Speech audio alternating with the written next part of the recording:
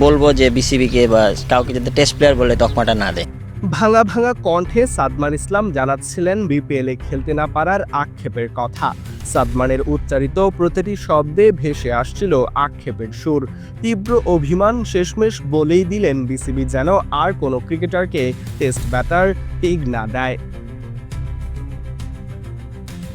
Bangladesh premier league বিপিএলকে বলা হয় দেশের ক্রিকেটারদের সবচেয়ে বড় রুটি রুজির জায়গা। বিপিএলকে ঘিরেই স্বপ্ন দেখে উঠতি বয়সী ক্রিকেটাররা। বিপিএলে পারফর্ম করে তো সুযোগ মিলবে সাদা বলের জাতীয় দলে। তবে কারো কারোর জন্য হয়তো এমন স্বপ্ন দেখাটাও মানা। সাদমান ইসলাম, যিনি লম্বা সময় ধরে জাতীয় দলের হয়ে প্রতিনিধিত্ব করছেন, তিনি কিনা টেস্ট ব্যাটার তকমা পেয়ে বছরের পর বছর খেলতে পারছেন না দেশের ক্রিকেটের সবচেয়ে বড় জাঁকজমকপূর্ণ এই টুর্নামেন্টে।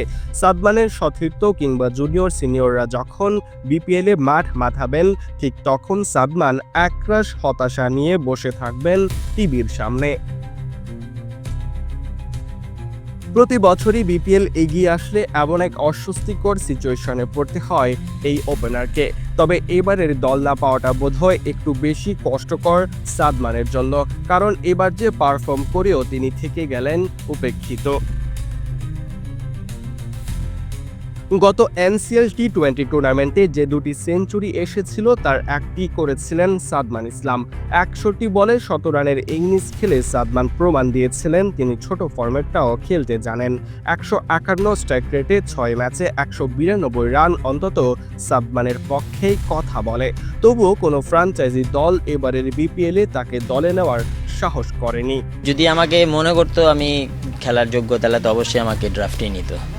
তো এখন আর কোনো ইচ্ছা নেই আমার। তাই তো সাদমান অভিমান করেই জানিয়ে দিলেন এখন আর কোনো দল তাকে ডাকলেও তিনি খেলতে যাবেন না। সরা জয়ল, ডি স্পোর্টস।